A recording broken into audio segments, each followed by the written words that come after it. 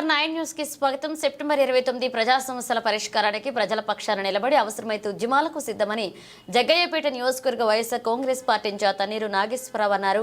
ఆదివారం సాయంత్రం పట్టణంలోని కోదాడ రోడ్లో ఆయన నివాసంలో విలేకరులతో నాగేశ్వరరావు మాట్లాడుతూ రాష్ట్రంలో విచిత్ర పరిస్థితుల్లో నెలకొన్నాయన్నారు.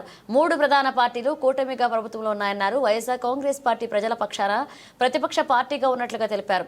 ఇక ఎన్నికల్లో హామీ ఇచ్చిన సూపర్ 6 పథకాలను ప్రభుత్వం వెంటనే అర్హులకు అందచేయాలని తమ పార్టీ తరపున కోరుతున్నట్లుగా తెలిపారు. నియోజకవర్గంలోని ప్రజా సమస్యలు పరిష్కరించడానికి అధికారులు తెలియజేయడానికి జరుగుతుందని, పరిష్కరించుకుంటే సమస్య పరిష్కారానికి అవసరమైతే ప్రజలతో కలిసి ప్రజా ఉద్యమాలకు సిద్ధమన్నారు. ప్రజల పక్షాన నిలబడే పార్టీ వైకాపా పార్టీగా పేర్కొన్నారు. నియోజకవర్గంలోని ప్రతి గ్రామంలో వైకాపా కార్యకర్తలు, నాయకులు, ప్రజాప్రతినిధులు తమకు సుపరిచితులే అని తెలిపారు. గత 30 సంవత్సరాలుగా రాజకీయాల్లో ఉన్నానని పేర్కొన్నారు. జగ్గయ్యపేట నియోజకవర్గంలో వైఎస్ఆర్ కాంగ్రెస్ పార్టీ బలోపేతానికి నాయకులు, కార్యకర్తలు అభిమానులతో కలిసి ముందుకు వెళ్లడం జరుగుతుందన్నారు. కూటమి ప్రభుత్వం ఏర్పడిన 4 నెలల కాలంలో ఎన్నికల సమయంలో ఇచ్చిన హామీలను ఇంతవరకు అమలు చేయలేదని, తక్షణమే అమలు చేయాలని తమ పార్టీ తరపున ప్రజల పక్షాన కోరుతున్నట్లుగా అన్నారు. సహకార కేంద్ర బ్యాంక్ చైర్మన్గా, అంతకుముందు జగ్గయ్యపేట మున్సిపల్ చైర్మన్గా, అంతకుముందు జగ్గయ్యపేట మున్సిపల్ కౌన్సిలర్గా సుమారుగా 95 నుంచి కూడా కాంగ్రెస్ పార్టీలో ఉంటూ 2011లో వైఎస్ఆర్ కాంగ్రెస్ పార్టీ ఆవిర్భావానంతరం మరి వైఎస్ఆర్ కాంగ్రెస్ పార్టీలో చేరడం జరిగింది.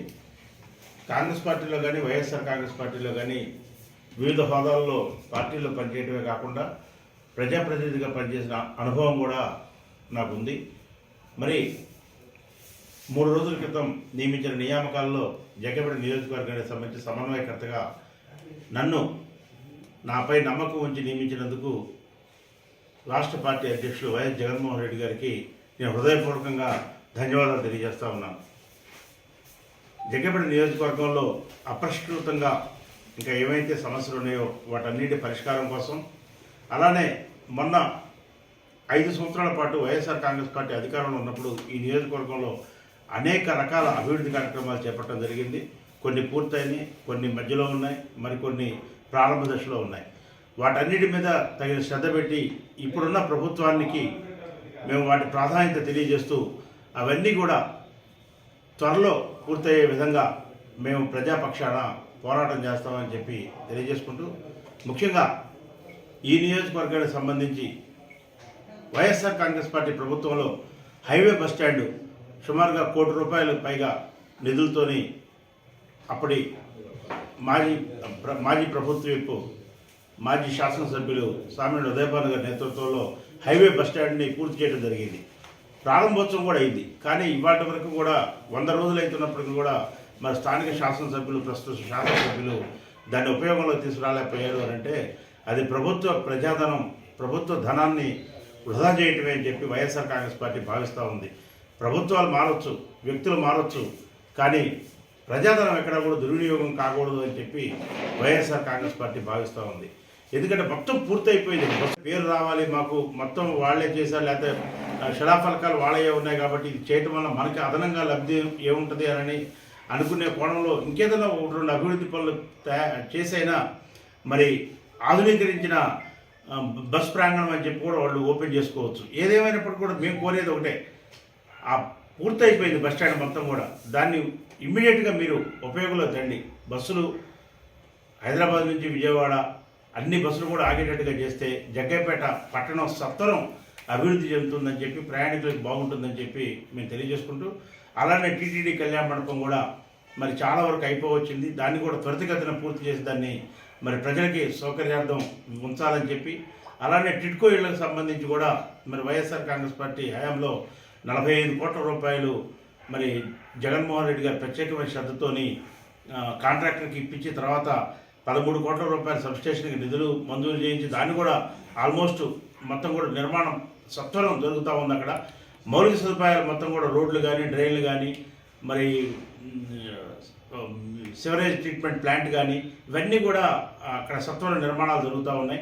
అవన్నీ కూడా వేగంగా పూర్తి చేసి ఆ టిడ్కో ఇళ్లను కూడా ఇమ్మీడియట్గా మరి ఎవరికైతే బెనిఫిషియరీస్ ఉన్నారో లబ్ధిదారులు వాళ్ళందరికీ కూడా హ్యాండ్ ఓవర్ చేయాలని చెప్పి మేము వైఎస్ఆర్ కాంగ్రెస్ పార్టీగా డిమాండ్ చేస్తూ ఉన్నాం. అంతేకాకుండా ఇటీవల కాలంలో వరదలు వచ్చినాయి. సుమారుగా 4 రోజుల క్రితం జగ్గయ్యపేట నియోజకవర్గం వ్యాప్తంగా 5,000 ఎకరాలు సుమారుగా 4,900 మంది రైతులు నష్టపోయారు. ముఖ్యంగా ప్యాడీ కానీ, అలానే చిల్లీస్ కానీ, కాటన్ కానీ, అలానే మొక్కజొన్న గనుములు కానీ, ఇవన్నీ కూడా పంటలు నష్టపోయారు రైతులు. మరి ఎన్యూమరేషన్ కూడా సరిగా జరగలేదు.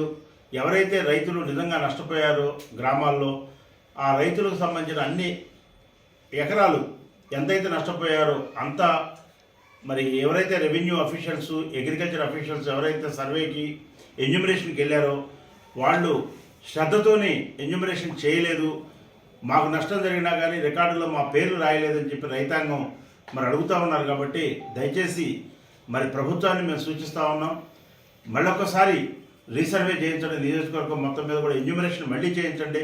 తప్పులు తడకగా చేస్తే మరి అర్హత ఉన్న రైతులు వారు కోల్పోయే ప్రమాదం ఉంది. కాబట్టి మరి నష్టపరిహారం రావాలి, కాబట్టి అందరికీ కూడా ఇన్పుట్ సబ్సిడీ రావాలి, కాబట్టి ఎన్యూమరేషన్ పర్ఫెక్ట్గా చేయమని చెప్పి కోరుకుంటా ఉన్నాం. అలానే రైతులకు సంబంధించి ఇన్పుట్ సబ్సిడీ సంబంధించి కొంతమంది ఇప్పటికైతే కొద్దిమందికే ఒక 10% రైతులకు కూడా ఇప్పటివరకు డబ్బులు పడలేదు. ఎందుకంటే వెంటనే ఆ డబ్బులు ఇచ్చినట్టయితే వెంటనే మళ్ళీ వాళ్ళు తిరిగి ఏదైనా పంటలు వేసుకొని మరి 10 రూపాయలు సంపాదించుకోవడానికి బాగుంటుంది. అదేవిధంగా ఈ నియోజకవర్గంలో సుమారుగా ఒక 450-500 ఎకరాల వరకు మట్టి మొత్తం కూడా కొట్టుకుపోయింది పొలాల్లో. వరదలకి, బీభత్సమైన వరదలకి మున్నేరు కింద కానీ పాలేరు కింద కానీ మట్టి మొత్తం కూడా కొట్టుకుపోయింది. కొన్ని చోట్ల బాగా ఇసుక విపరీతంగా మేటేసింది. దానికి వచ్చి వాళ్ళు సుమారుగా మరి 40,000 అంటున్నారు హెక్టార్కి.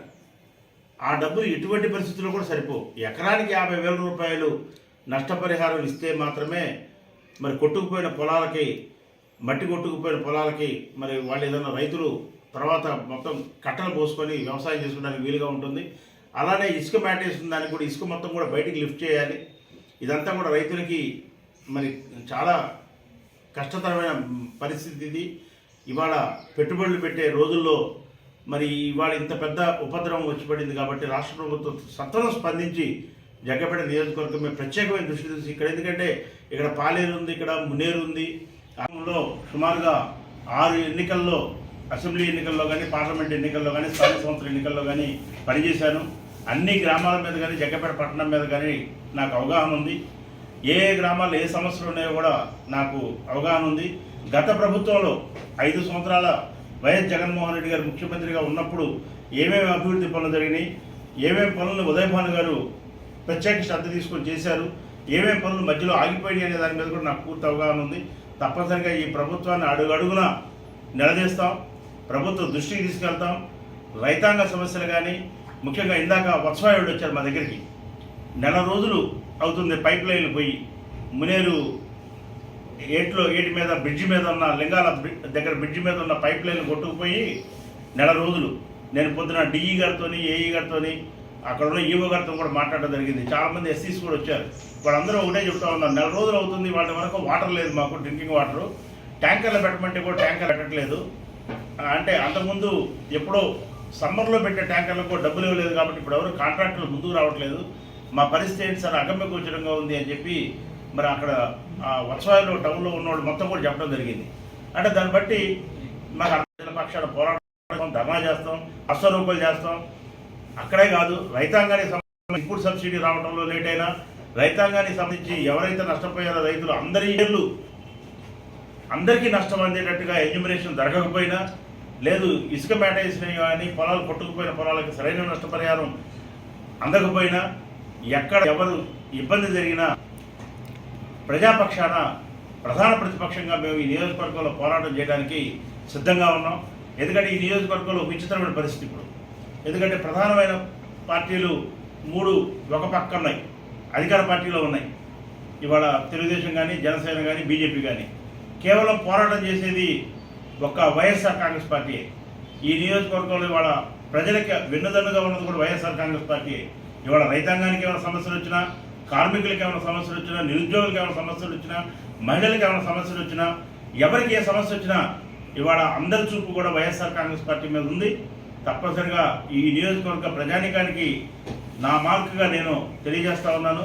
ఎవరు ఏ నిమిషంలో అర్ధరాత్రి అయినా అపరాత్రి అయినా ఫోన్ చేస్తే తప్పనిసరిగా మేము స్పందించి ఆ ప్రజలకి, ఆ బాధితులకి న్యాయం జరిగే వరకు కూడా తప్పనిసరిగా పోరాటం చేస్తానని చెప్పి ఈ సందర్భంగా నేను వైఎస్ఆర్ కాంగ్రెస్ పార్టీ శ్రేణులకు అందరికీ కూడా హామీ ఇస్తూ, వైఎస్ఆర్ కాంగ్రెస్ పార్టీ శ్రేణులందరినీ కూడా మరి ప్రజా పోరాటాలకి సందర్భోచితంగా అంటే ఏదో మనకి పబ్లిసిటీ కోసం దేనికోసం మనం రోడ్లు ఎక్కాల్సిన అవసరం లేదు. ఇచ్చిన హామీలు నెరవేర్చకపోయినా ప్రజలకు ఏమైనా నష్టం జరిగినా తప్పనిసరిగా మనందరం కూడా ఏకీకృతమై వైఎస్ఆర్ కాంగ్రెస్ పార్టీ బలోపేతం కోసం పనిచేస్తూ ఈ నియోజకవర్గ సమస్యల కోసం అహరహం కృషి చేయాలని చెప్పి నేను అందరూ కూడా శ్రేణులందరూ కూడా వేడుకుంటా ఉన్నాం.